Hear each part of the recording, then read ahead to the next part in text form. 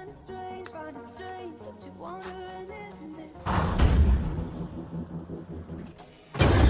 me! Martha! Chopper!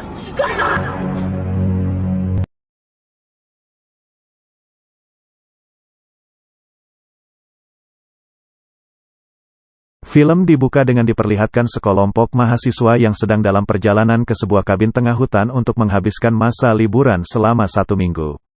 Mereka adalah Jeff, Paul, Bert, Marcie dan Karen. Sebelum sampai ke tempat tujuan mereka menyempatkan mampir di sebuah toko untuk membeli persediaan selama masa liburan. Nampak seorang bocil bernama Dennis duduk depan toko menggunakan topeng kelinci. Ketika Paul menyapanya, Dennis langsung menggigit tangan Paul. Ayah Dennis bernama Tommy langsung keluar mendengar teriakan Paul dan memarahi anaknya. Ia lantas menjelaskan bahwa anaknya memiliki kelainan, ia sangat berbahaya jika diajak ngobrol. Jeff menyalahkan ayah Dennis yang tidak memasang peringatan akan bahaya tersebut.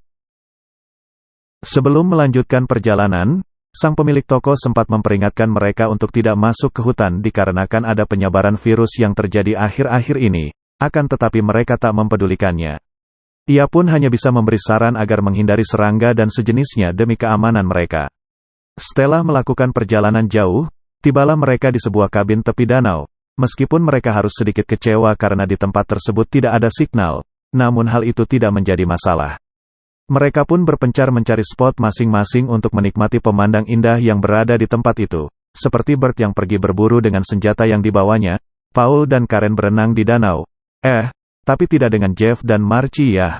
Mereka berdua memilih untuk bercocok tanam. Di dalam hutan, Bert yang sedang berburu terlihat sangat bersemangat, sampai-sampai ia berimajinasi sedang berperang, dan tanpa sengaja menembak salah satu warga lokal bernama Henry yang membuatnya ketakutan. Meskipun Bert tak sengaja menembaknya, namun luka yang dialami orang tersebut bukan hanya berasal dari tembakan Bert, melainkan virus. Ketika Henry meminta tolong, Bert yang ketakutan malah berlari meninggalkannya, namun ia berjanji akan mencari bantuan untuk menolong pria itu. Singkat cerita, malam pun tiba, mereka semua berkumpul di halaman rumah menikmati api unggun. Bert merahasiakan kejadian siang itu dari teman-temannya. Tak lama kemudian muncul seorang pendaki bernama Grim bersama anjingnya. Ia mampir karena melihat api unggun dari kejauhan. Sudah seminggu ia berkemah di area tersebut. Awalnya Jeff menolak kehadiran Grim. Namun ketika ia mengeluarkan daun haramnya, mereka pun langsung menyetujuinya. Baru ngobrol beberapa saat terdengar suara geledek menandakan hujan akan segera turun. Grim memutuskan kembali ke tendanya, sementara Jeff dan kawan-kawan masuk ke kabin. Tak lama kemudian terdengar suara ketukan pintu dari luar. Yang ternyata itu adalah Henry. Bert yang panik takut ketahuan dengan apa yang dilakukannya siang itu, langsung menutup pintunya. Marcie meminta Bert untuk tidak menutup pintu tersebut dan menolong Henry. Jelas saja Bert menolaknya. Henry lantas menaiki mobil yang terparkir depan kabin. Melihat itu mereka segera menghentikannya. Keadaannya yang semakin parah membuatnya keluar dari mobil meminta bantuan sekali lagi. Akan tetapi mereka yang ketakutan tanpa sengaja membakarnya hidup-hidup.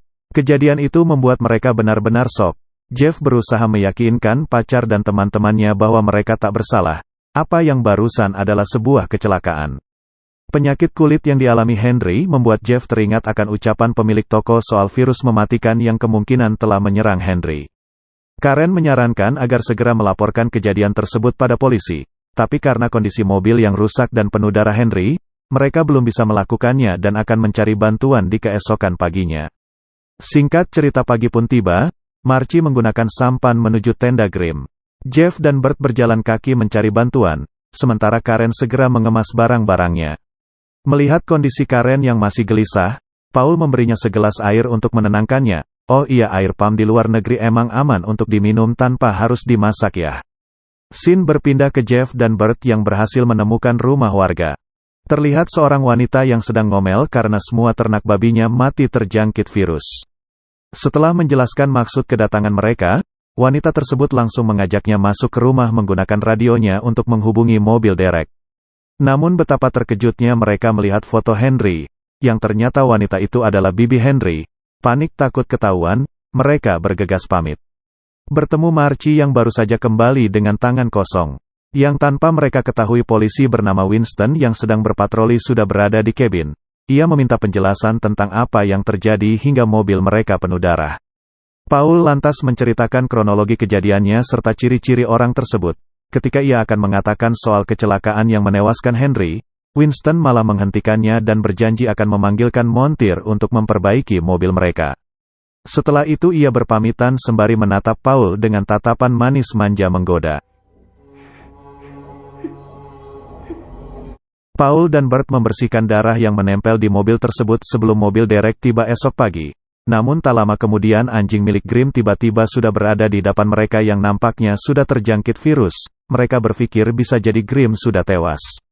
Sebelum anjing tersebut mendekat, Marcie mengusirnya menggunakan senjata Bert. Ketika sedang berdiskusi, Karen tiba-tiba merasa tak enak badan dan kembali ke kamar.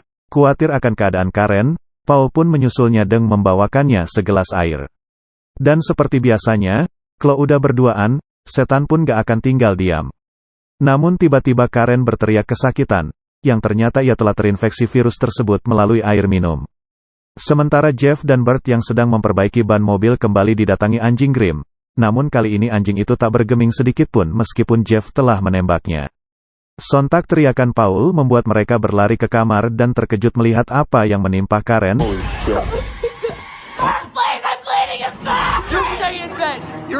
Bert memaksanya untuk tetap berada di dalam kamar agar tidak tertular. Meskipun Paul keberatan meninggalkannya seorang diri, namun ia tak bisa berbuat apa-apa.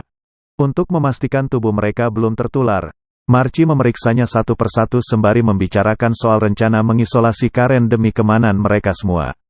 Karen menyetujui ide mereka untuk ditempatkan di gudang. Setelah itu Paul bergegas mencari bantuan meskipun keadaan di luar sana sangat tidak aman.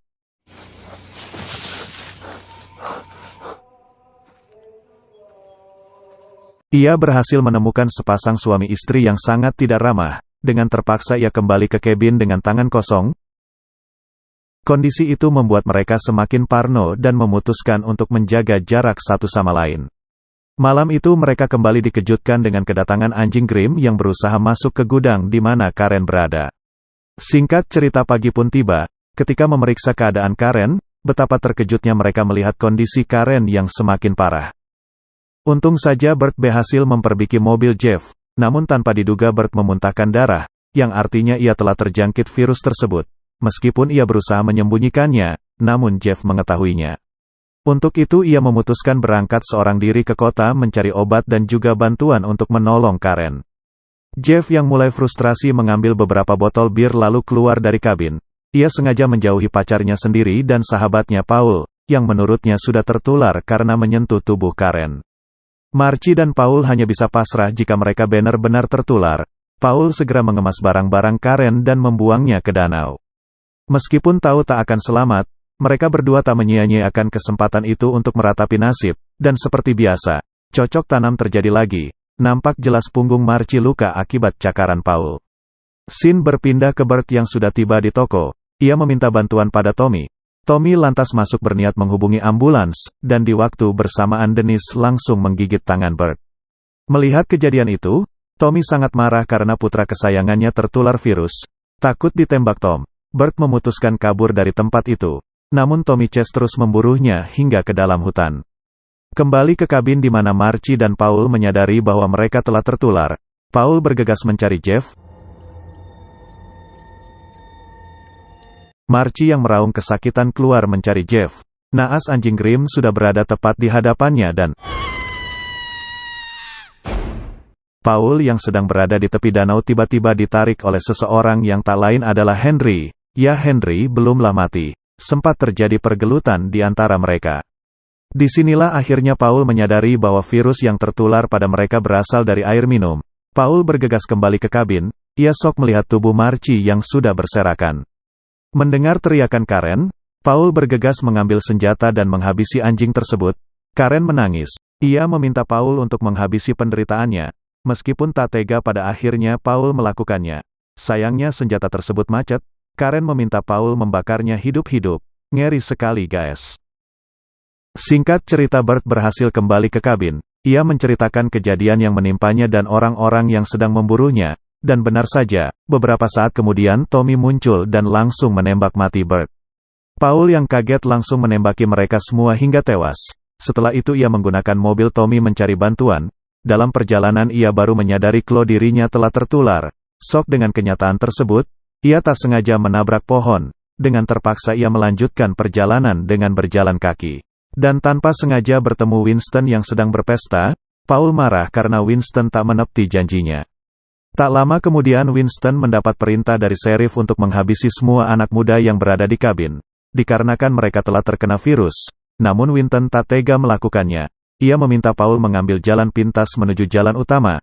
Tanpa curiga sedikit pun, Paul mengikuti arahan Winston yang ternyata semua itu bohong. Singkat cerita, keesokan paginya Jeff keluar dari persembunyian.